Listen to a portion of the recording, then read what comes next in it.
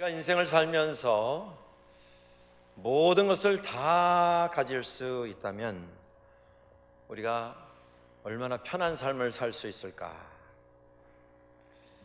더 이상 필요한 것이 없이 다 가질 수 있다면 우리 생활이 얼마나 편리할까 하는 생각을 여러분들 해보신 적이 있으신지 모르겠습니다. 19세기의 영국 작가로 잘 알려진 오스카 와일드가 이런 말을 합니다.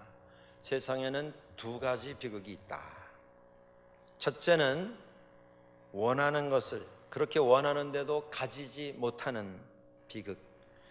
두 번째는 원하는 것을 다 가졌을 때 찾아오는 비극. 그렇습니다. 인간에게 욕심은 정신적, 육체적 죽음을 가져오는 원인이 됩니다. 인간 관계의 파괴를 불러오는 이런 원인이 되어 왔습니다. 인간이 성공하려고 노력하고 수고해서 그 성공을 얻었다 할지라도 그 성공이 인간에게 완전한 행복, 완전한 만족을 가져다 주지 못한다고 하는 것, 저희는 체험을 통해서 알고 있습니다. 오늘 말씀에 대단히 특별한 한 젊은이가 소개가 됩니다. 그는 거의 모든 것을 다 가지고 살아갔던 사람입니다. 이 젊은이는 다른 복음서에도 소개가 됩니다. 그 여러 곳에 나타난 그의 모습을 종합해서 보면 그는 다른 사람이 가지지 못했던 것을, 특별한 것을 가지고 있습니다. 첫 번째, 그에게 있었던 최상의 축복, 그가 가지고 있었던 자산, 그게 뭐냐면 젊음입니다. 젊음은 공평하게도 모든 사람에게 주어집니다. 그런데 시간적으로 제한이 있습니다.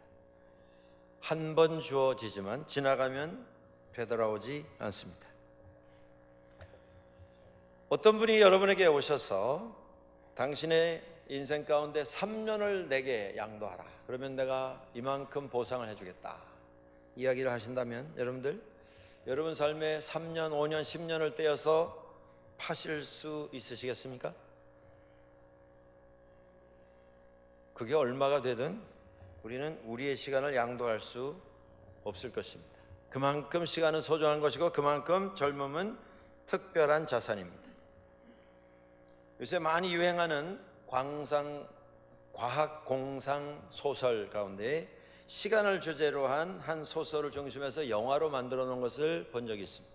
우연히 보게 되었는데 보다 보니까 많은 걸 생각하게 하는 이런 레슨, 이런 교훈이 담겨져 있었습니다.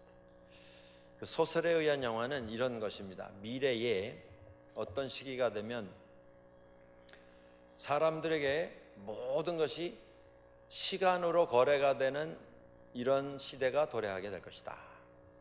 직장에 나가서 일을 하면 그날 일한 대가로 돈을 받는 게 아니라 시간을 받습니다. 내 생명이 그 시간만큼 연장이 되는 것입니다. 큰 상도 다 시간으로 줍니다. 시계 같은 도구를 팔에 차고 다니면서 일 끝나고 나오다가 회사 문 앞에 기계에다 대면 자신이 받아야 할 시간이 그 시계에 입력이 됩니다.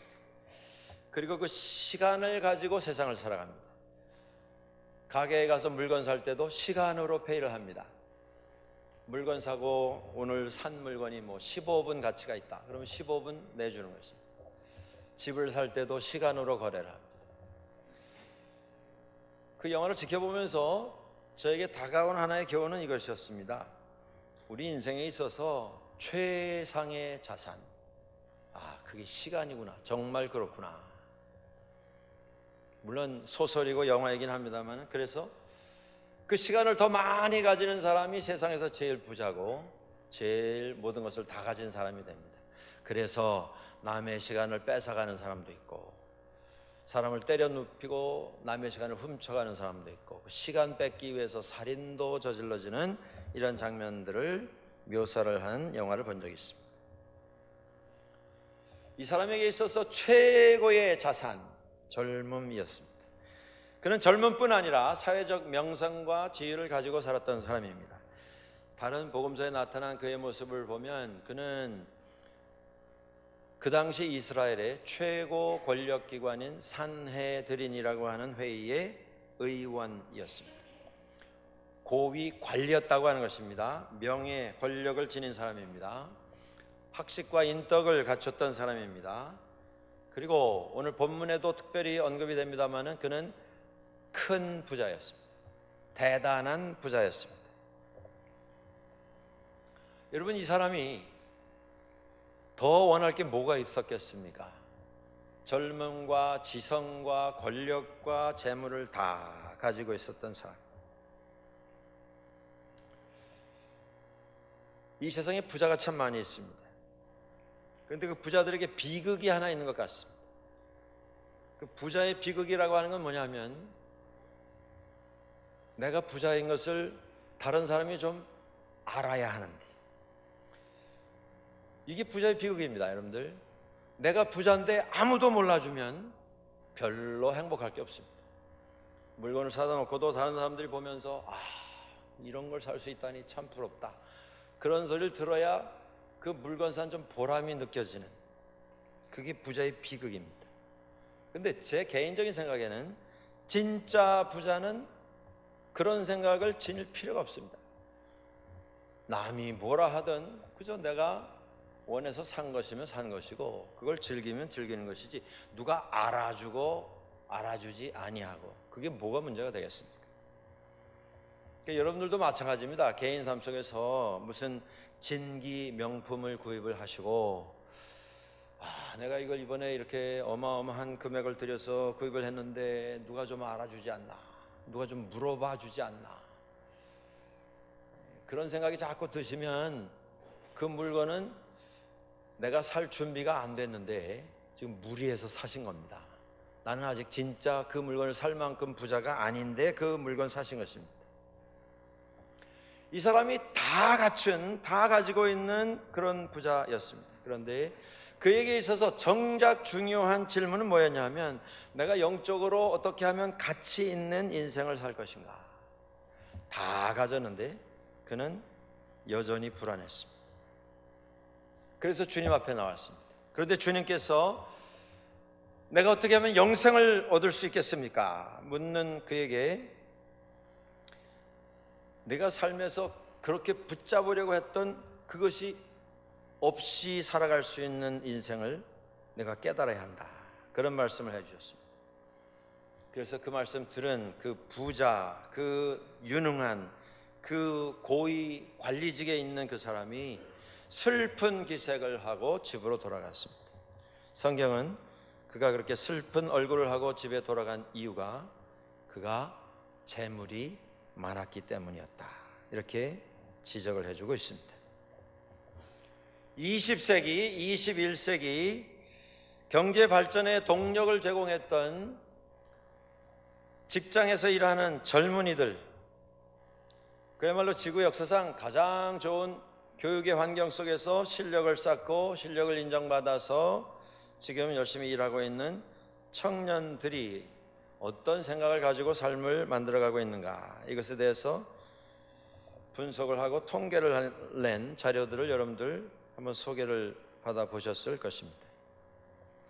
이 사회에, 이 북미주에서 가장 최고의 삶을 지금 누리고 있는 유능한 실력 있는 젊은이들, 그들의 삶의 목표는 good life입니다.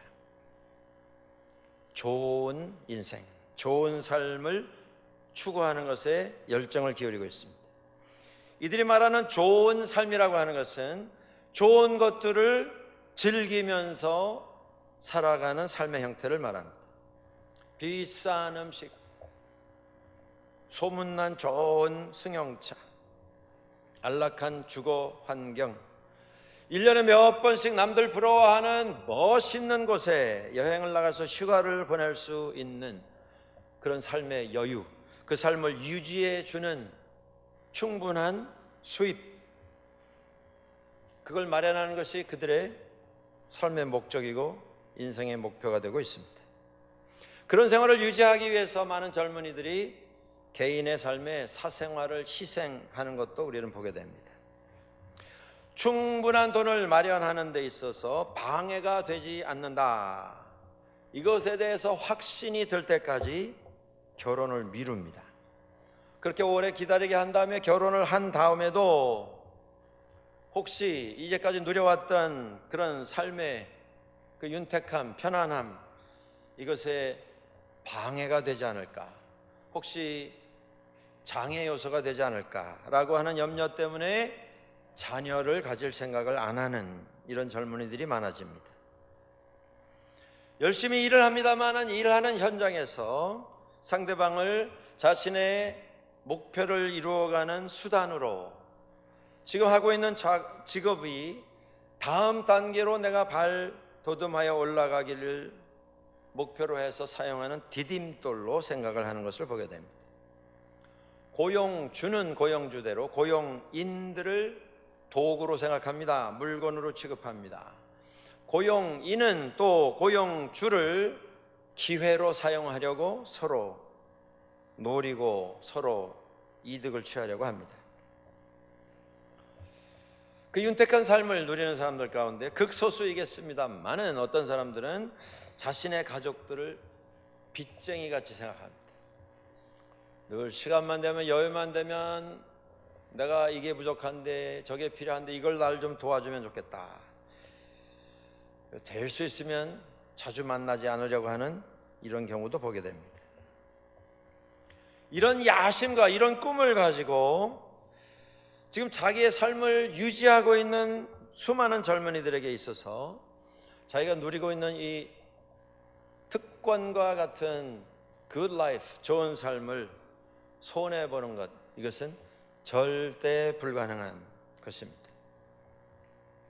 이런 삶을 추구하고 있는 사람들 가운데 삶의 철학이 하나 있습니다. 그게 뭐냐면 필요가 우리의 삶을 지배한다라고 하는 철학입니다.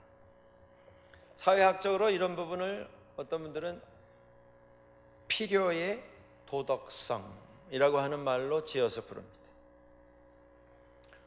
이런 것입니다. 남자분들 골프를 하시는 분들은 아마 경험을 해보셨을 터인데, 어떤 분이 골프 클럽 하나, 친구가 그걸 마련을 해서 골프를 치는데 보니까 너무 잘 되는 것 같습니다. 그래서 골프 클럽 세트를 하나 이미 있는데 또 장만을 했습니다. 근데 그 장만해 놓고 그분이 하시는 이야기 여러분들 들어보셨습니까? 이 골프 클럽 내가 원해서, 내가 하나 있지만 내가 또 원해서 내가 이걸 구입했다, 이렇게 말씀하시질 않고 대개는 내가 이 골프 클럽 한 세트가 하나 더 필요해서 내가 장만했다, 이렇게 완곡하게 돌려서 이야기를 합니다.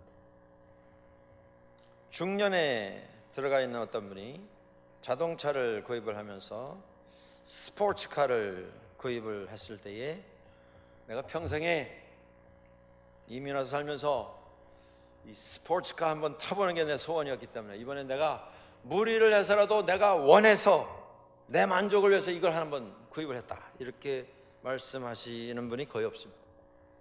좀 그렇게 말씀하시는 분 만나면 좋겠는데 그런 분이 거의 없습니다. 되게 뭐라고 말씀하시냐면, 이번에 사업을 하면서 좀 이미지 개선을 위해서 내가 하나 필요해서 마련했다. 중년 들어가면서 삶에 무슨 좀 활기, 삶의 어떤 좀 도전, 이게 필요해서, 그래서 자동차가 필요해서 하나 마련했다. 그렇습니다. 우리는 필요라고 하는 단어로 모든 것을 다 정당화하는 이런 화법을 사용하고 있습니다. 우리 삶에 있어서 필요가 모든 것을 다 정당화시켜주는 효과가 있는 것 같습니다. 그러나 필요라고 하는 이유 그 뒤에 자기 만족, 자기의 어떤 이기적인 동기, 이것이 아주 멋있게 포장되고 있는 이런 현실이 우리에게 있습니다. 현대를 살아가는 많은 그리스도인들에게 있어서 이 현실적인 필요의 충족과 우리가 신앙인으로 살아가면서 우리 시대에 우리가 감당해야 할 신앙적 책임 사이에 큰 고민이나 갈등은 보이지 않는 것 같습니다. 왜 그러냐면 대다수의 그리스도인에게도 지금 내 삶 속에 무엇이 우선적으로 필요한가, 이러한 우선순위가 이미 확정이 되어 있기 때문입니다. 우리 믿는 사람들에게도 가장 우선되는 삶의 우선순위는 필요를 메꾸는 것입니다. 그런데 많은 경우에 그 필요라고 하는 단어 뒤에 자기 치장, 자기 만족, 이러한 것들이 함께 묶여져 있는 것이 사실입니다. 삶을 열심히 살았던, 그래서 삶에서 돌아왔던 그 엄청난 보상을 누리면서 특권층에 속해서 살아갔던 그 사람, 주님께 나왔습니다. 왜 나온 것입니까? 거의 다 가졌는데 그 가지고 있는 것 그 어떤 것으로도 만족할 수 없는 나머지 한 가지가 있었기 때문입니다. 그 나머지 한 가지는 무엇이었습니까? 그가 주님께 나와서 질문합니다. 내가 무엇을 하여야 영생을 얻겠습니까? 다 가졌는데, 다 소유했는데 여전히 불안합니다. 여전히 허전합니다. 여전히 공허합니다. 여러분, 이 젊은이, 이 유능한 젊은이가 지금 고민하고 있는 문제가 무엇입니까? 이것은 모든 인생이 함께 고민하는 것입니다. 그냥 이렇게 살다가 인생 한번 끝나는 게 인생의 전부인지, 내가 신앙인으로서 하나님께서 나를 위해서 준비하셨다고 하는 이 영생, 이것이 정말 의미가 있고 가치가 있는 것인데 이것을 내가 어떻게 얻을지. 젊었지만 죽음이라고 하는 것을 생각하게 되었을 때에 그는 불안해질 수밖에 없었습니다. 실존 철학자 하이데커가 이야기하는 것처럼 죽음은 사람들에게, 모든 사람들에게 두려움의 대상입니다. 왜냐하면 죽음의 길은 혼자만 갈 수 있는 길이기 때문에 그렇습니다. 아무도 동행해 줄 수 없는 곳입니다. 두 번째, 죽음이라고 하는 길은 모든 것으로부터 단절되는 경험입니다. 친구도, 가족도, 배우자도, 자식도, 부모도 다 단절됩니다. 내가 누렸던 모든 환경으로부터, 세상으로부터 단절되는 사건입니다. 내 자신에게서부터도 단절되는 사건, 그것이 인간의 죽음이라고 하는 사건입니다. 그 다음에 하이데커는 마지막으로 죽음이 인간에게 두려움의 대상이 되는 세 번째 이유를 이렇게 말합니다. 죽음 이후에 우리의 존재가 어떻게 될지 우리가 알 수 없기에 우리는 죽음 앞에서 두려움을 느낀다. 이 젊은이가 모든 걸 다 가졌습니다. 그런데 마지막 정작 필요한 것, 영생인 것을 알게 되었습니다. 불안해서 주님께 달려나왔습니다. 무엇을 해야 하겠습니까? 예수님께서 내가 율법을 알지 않느냐? 율법을 행해라. 율법 가운데 가장 기본적인 6가지를 말씀하셨습니다. 그때 놀라운 답이 돌아왔습니다. 그가 예수님께 자신 있게 이야기합니다. 주님, 제가 그 율법은 어려서부터 다 지켰습니다. 그때 예수님께서 21절입니다. 그를 보시고 사랑하사 이르시되 내게 아직도 한 가지 부족한 것이 있으니 가서 내게 있는 것을 다 팔아서 가난한 자들에게 주라. 그리하면 하늘에서 보화가 내게 있으리라. 그리고 와서 나를 따르라 말씀을 하셨습니다. 여러분, 이 구절을 읽으시면서 아멘, 주님 아멘입니다. 이건 제게 주시는 말씀입니다. 제가 그렇게 하겠습니다. 아멘이 나오시는 성도분이 여기 계십니까? 저를 포함해서. 이거 대단히 불편한 말씀이 아닙니까? 대단히 우리를 불편하게 만드는 주님의 요구가 아닙니까? 어떻게 보면 대단히 불공평한 이런 지시가 아닙니까? 누가 자기 재산 다 팔아서 가난한 자에게 주고 주님을 바로 따라 나설 수 있는 사람이 있겠습니까? 물론 그럴 수 있는 사람도 있습니다. 우리가 잘 아는 아시시의 성 프란체스코라고 하는 사람이 있었습니다. 이 사람은 중세 교회의 로마 천주교의 교부 중에 한 사람으로 알려진 사람이고, 이 사람은 태생이 아주 부잣집 아들이었습니다. 요새 말로 하면 무역회사 회장님 아들이었습니다.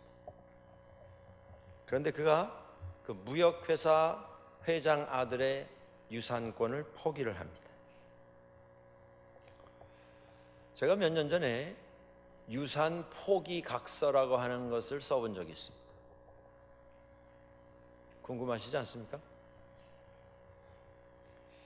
저희 아버님이 세상 떠나신 후에 아버님이 병석에 몇 년 계시다가 세상 떠나셨는데, 한국에 계실 때에 사용하시던 자동차가 있었습니다. 물론 저희 형님이 운영을 하시고 이름이 아버님 이름으로 이렇게 등록이 돼 있었는데, 한국에서 사용하는 4기통 중형 자동차입니다. 그때 10년 됐었습니다. 네, 아버님 세상 떠나시고 나서 그 자동차를 명의 이전을 하는데, 집안에 아들이 저희 형님과 저 둘이었기에 둘 중에 한 사람이 유산 포기 각서를 작성을 해야 10년 된 4기통 자동차가 명의 이전이 된답니다. 그래서 영사관에 가서 서식을 받아다가 다 쓰고 서명해서 그걸 보내는데, 여러분들, 저희 아버님이 남겨주신 유산 10년 된 자동차입니다. 그런데 그걸 유산 포기 각서라고 적는데 좀 마음이 싱숭생숭해지더라는 말씀입니다. 무슨 의미가 있습니까? 제가 여기서 한국에 있는 10년 된 중고자동차가, 그런데도 제목이 유산 포기 각서. 오늘 이후에 어떤 것도 주장하지 않는다, 소유권을 주장하지 않는다, 다 포기한다, 서명 날인해서 보내는데 괜히 마음이 이상해지더라는 말씀입니다. 태평양 건너에 있는 10년 된 중고 자동차 포기하는데도 마음이 싱숭생숭해지는데, 무역회사 회장님 아들이 유산권 포기하는 일이 왜 쉬웠겠습니까? 그러나 그건 그분의 선택이었습니다. 그걸 포기하고 그는 평생 자원에서 가난하게 살았습니다. 진짜 청빈하게 살았습니다. 입은 옷 하나, 신은 신발 한 컬레, 재산도 음식도 재물도 쌓아놓지 않고 그날 주님의 은혜로 살았습니다. 그렇게 산 분이 있었습니다. 지금도 그렇게 사는 분들이 있습니다. 그러나 그 삶의 형태가 모든 사람들이 다 따라할 수 있는 건 아니라는 말씀입니다. 이 말씀을 들으면서 우리는 질문할 수 있습니다. 그렇다고 하면 예수 믿는 사람은 다 가난해야, 다 팔고 다 포기해야만 주님 따라갈 수 있는 것입니다. 예수님께서 지금 한 푼도 가지고 있는 사람, 내 제자가 아니다, 이렇게 요구하고 계신 것인가? 예수님의 제자들, 고기 잡던 사람들이 많이 있었습니다.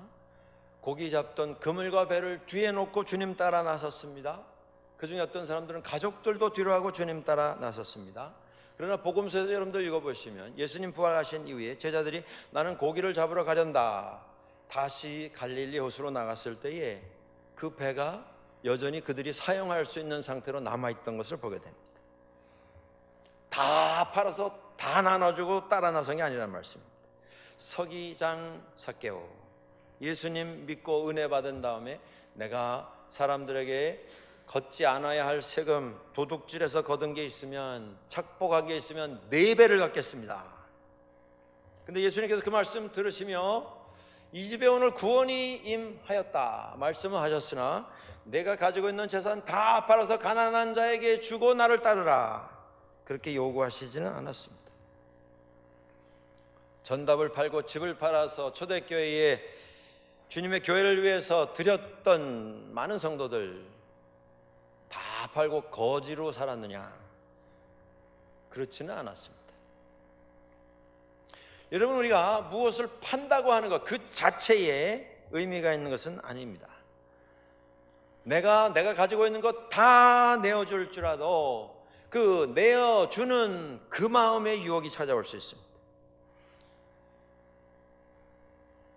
예수님의 말씀처럼 내가 가지고 있는 재산 다 팔아서 가난한 자에게 다 내어준다 할지라도 그 내어주는 과정 속에서 내 마음속에 이건 팔았으니까, 이건 내 거니까, 내가 원하고 내가 나를 행복하게 하는 그 목적을 위해서 내가 나누어주겠다. 그렇게 되면 나누어주는 그 자체는 아무 의미가 없습니다. 결국 나를 행복하게 만들기 위한, 내 자랑하기 위한 이런 행동이 되어버리고 말기 때문입니다. 우리가 헌금 드릴 때도 그래서 조심해야 합니다. 여러분들, 어떤 헌금이든 정말 하나님 앞에 기도하는 마음으로 드릴 수 있어야 합니다. 헌금을 내가 정해서 내가 원하는 일만, 나를 행복하게 하는 일, 그것에만 헌금을 드리는 것, 그게 우리가 조심해야 할 일입니다. 주님의 나라와 뜻을 기억하고 주님께 드리는 게 아니고 내가 원하고 내가 규정한 나를 행복하게 하는 그런 것으로 골라서 정해서 그것에 국한해서 내가 집행하면, 잘못하면 그것이 헌금이 아니라 내가 사용하는 지출이 되어버리고 말 수 있다는 것입니다. 사도행전 4장 32절 이하에 초대교회에서 성도들이 은혜 받고 일어났던 일들이 기록이 됩니다. 많은 사람들이 은혜를 받았을 때에 은혜 받은 사람들 중에 재산을 가지고 있었던 사람들이 밭을 팔았습니다. 집을 팔았습니다. 가지고 있던 재산을 가지고 와서 성도들과 나누었습니다. 그런데 그 모든 행동이, 기적적인 행동이 일어났을 때에 기록에 이런 말이 나옵니다. 44장 34절에 교회 안에 가난한 사람이 없으니 이는 밭과 집 있는 자는 팔아 그 판 것의 값을 가져다가 사도들의 발 앞에 두었다. 37절에 보면 바나바라고 하는 초대교회의 기둥과 같은 인물이 했던 행동이 묘사가 됩니다. 그가 밭이 있음에 팔아 그 값을 가지고 사도들의 발 앞에 두었다. 왜 성경은 그가 밭을 팔아서 교회에 전달했다, 혹은 사도들에게 전달했다, 이렇게 묘사를 하지 않고 사도들의 발 앞에 두었는가? 이게 드림입니다. 드림. 헌금은 드리는 것입니다. 내가 누구 돕기 위해서 내가 주는 게 아니라 하나님께 드리는 것입니다. 하나님께 바치는 것입니다. 그것이 일전이든 어떤 금액이든 하나님께 드리는 것입니다. 내 손을 떠난 것입니다. 내가 주장하고 내가 원하는 일, 내 뜻으로 이루기 위해서, 내 시간 안에서 성취하기 위해서 헌금을 한다. 그건 주는 겁니다. 드리는 게 아니라. 저는 교회 안에서 지금 말씀드리려고 하는 이런 표현은 우리가 아주 심각하게 생각하고 없애야 한다고 생각합니다. 어떤 표현이냐면, 가끔 교회에 특별 헌금이 들어올 때가 있습니다. 어떤 특정 선교 사업을 위해서 우리가 헌금 드릴 때가 있습니다. 다음 주에 어떤 선교 사역이 있어서 그것을 위해서 우리가 헌금을 오늘 드릴 수 있습니다. 헌금을 드리는 것입니다. 하나님 앞에 드리는 것입니다. 바치는 것입니다. 하나님의 이름으로 그 헌금이 다음 주에 집행이 되는 것입니다. 그런데 제가 우리 교회에서 같이 사역하면서 들은 그 대화 중에 이런 표현들이 있었습니다. 다음 주에 이러이러한 사역이 있어서 우리가 헌금을 하는데 제가 이번 주에 헌금을 들여놓았다가, 교회에 들여놓았다가 다음 주에 사용하겠습니다. 여러분, 헌금은 들여놓는 게 아닙니다. 그건 돈을 잠깐 맡겼다가 빼내가는 것이지 헌금이 아닙니다. 그런 것은 단어도 사용해서는 안 됩니다. 그런 의식을 아예 뽑아버리십시오. 이건 내가 들여놨다가 뽑아가는 게 아니고 하나님께 드리는 것입니다. 그리고 하나님께서 집행하셔서 우리는 하나님의 종으로 하나님의 예물을 집행하는 섬김을 감당하는 것이지, 내가 내 돈 들여놨다가 뽑아가는 게 아니라는 것입니다.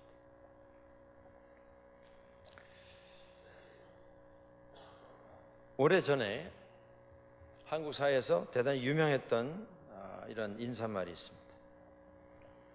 아마 여러분들도 들어보셨을 것입니다. 부자 되세요. 기억나십니까? 한국 사회가 IMF 이후에 어려웠을 때 유행했던 문구입니다. 또 이런 문구도 있었습니다. 대박 나세요.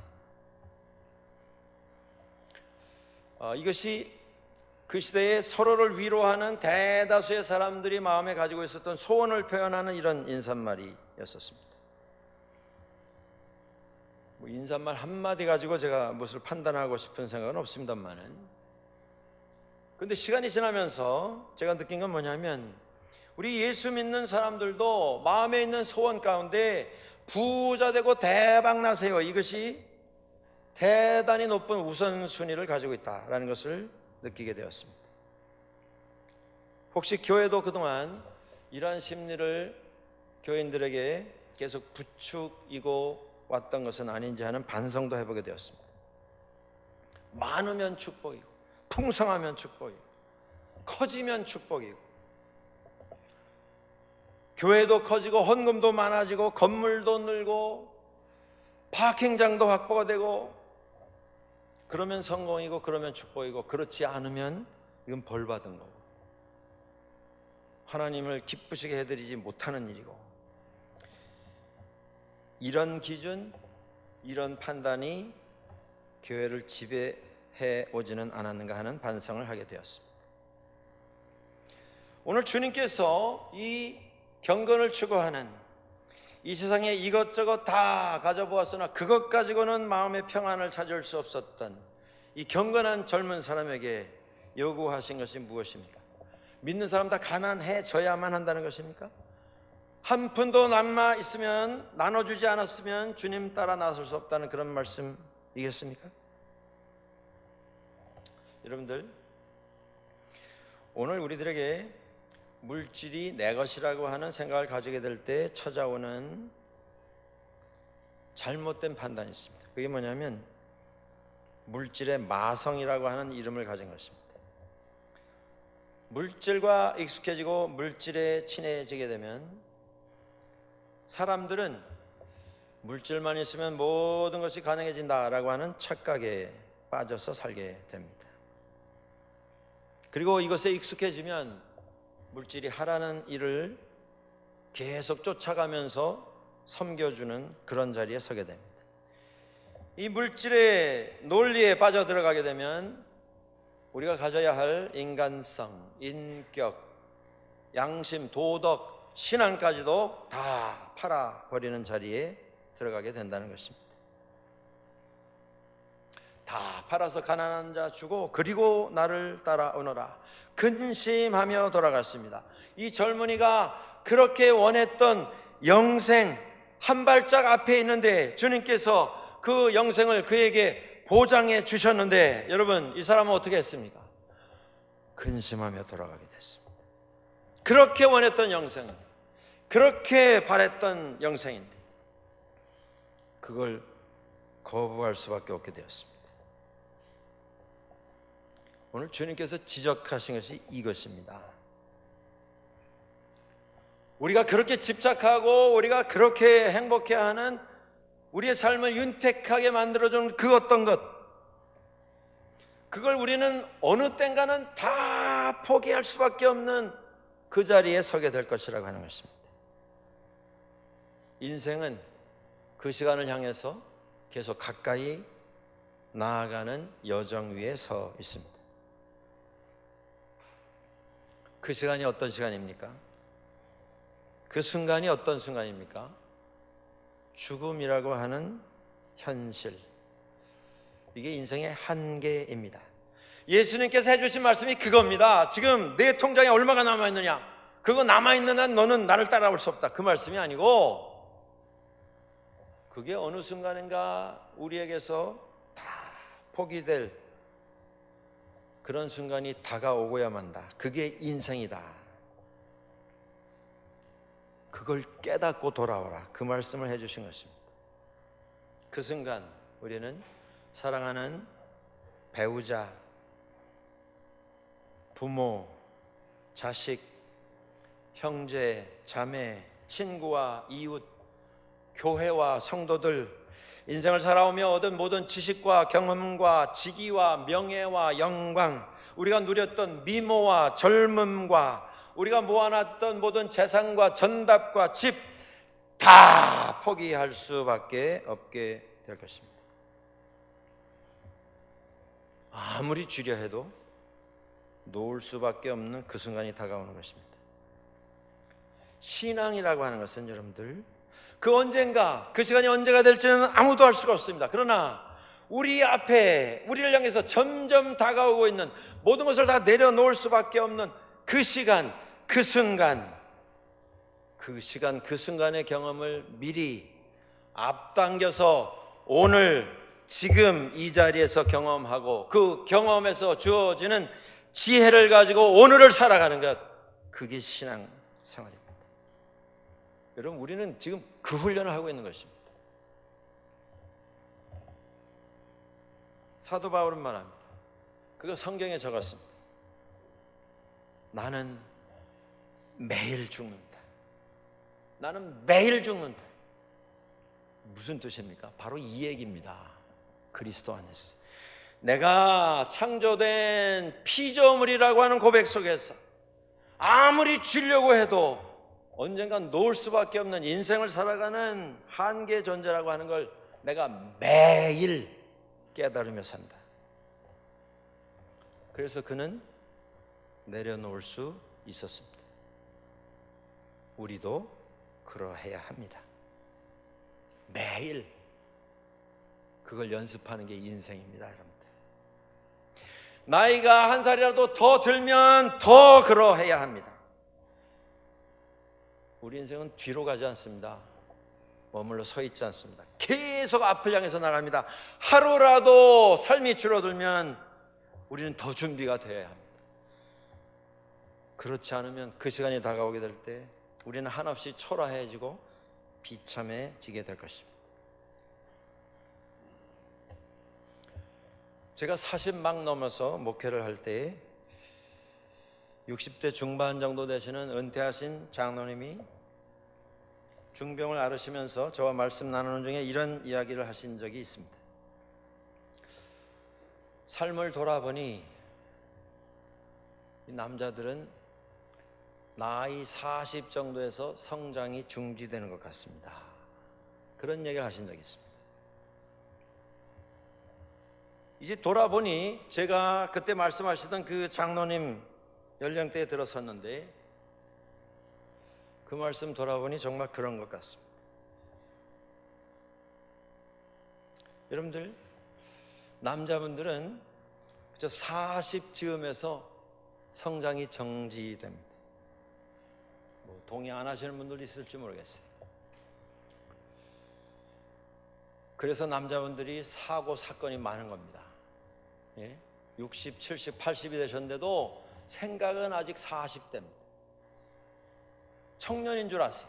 그래서 막 날아다니고 뛰어다니다가 넘어지고 엎어지고 깨지고 부러지고 멍들고, 젊은 영성으로 살아가는 데 문제가 없습니다. 제가 드리는 초점은 남자분들이 40 넘으면서부터는 철드는 과정이 거기서 멈춰버린다는 말씀입니다.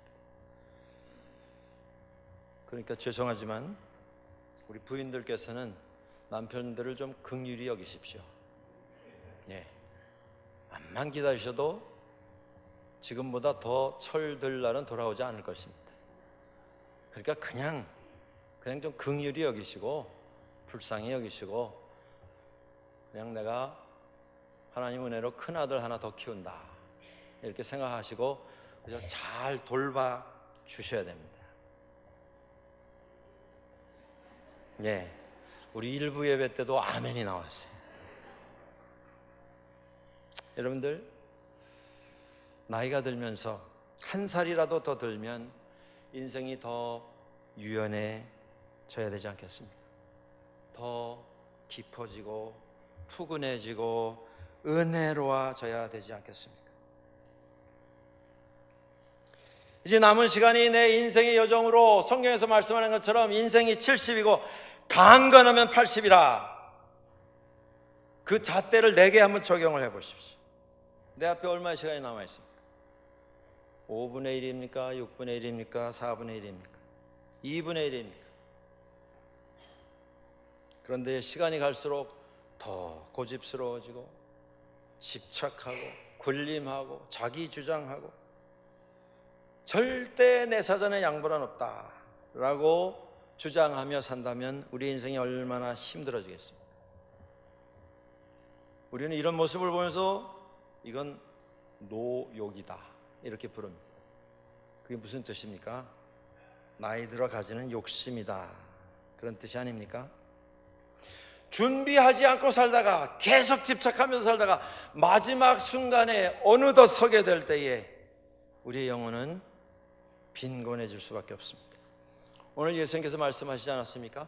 다 팔아서 가난한 자 나눠주고 나에게 와서 나를 좇으라.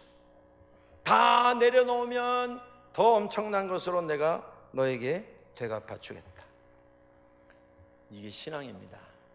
돈을 재물을 내려놓으면 사람을 허락을 해 주십니다.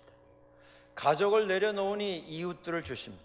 내 뜻 내려놓으니 주님의 마음을 주님의 뜻을 알게 해 주십니다. 내 이익을 포기했더니 하나님께서 세상을 품게 해 주십니다. 내려놓으면 세상이 다 내 것이 되는 경험을 하게 해 주십니다. 여러분도 한번 읽어보신 책일지 모르겠습니다. 브라질 작가로 잘 알려진 파울로 코엘료라고 하는 사람이 쓴 연금술사라고 하는 책이 있습니다. 이 긴 여름에 혹시 아직 접해보지 못하신 분들은 뜻을 정하시고 한번 읽어보시면 도움이 될 것입니다. 소설입니다. 이 소설에 꿈을 꾼 청년이 나옵니다. 보물을 찾는 환상을 가집니다. 그래서 그 보물을 찾기 위한 여정을 떠납니다. 많은 사람과 과정을 거쳐서 연금술사를 만납니다. 연금술이라고 하는 것은 중세에 납덩어리를 녹여서 거기다 뭘 가미를 하고 섞고 식히고 다르게 저렇게 연단을 하다 보면 비슷해 보이는 금덩어리가 되지 않겠는가. 그래서 수많은 사람들이 오랫동안 노력을 했던 그런 기술을 연금술이라 부릅니다. 그 연금술을 깨우치는 게 보물을 찾는 게 아닌가. 끝까지 포기하지 않고 여정을 계속했는데 그 제일 마지막에 연금술을 찾아다녔던 그 청년에게 연금술사가 이야기합니다. 납으로 금을 만드는 게 연금술이 아니라 세상을 다 금으로 볼 줄 아는 그 눈이 바로 연금술이다. 보물이 다른 곳에 있는 것이 아니고 내가 서 있는 그곳이 보물이다. 우리는 어떤 인생을 살아왔습니까? 지금 어떤 인생을 추구하고 있습니까? 계속 모든 걸 다 가지기 위해서 연연하다가 준비되지 못한 채 어느덧 갑자기 다가온 다 내려놓을 수밖에 없는 순간을 맞이하는 그런 삶을 우리가 원하고 있습니까?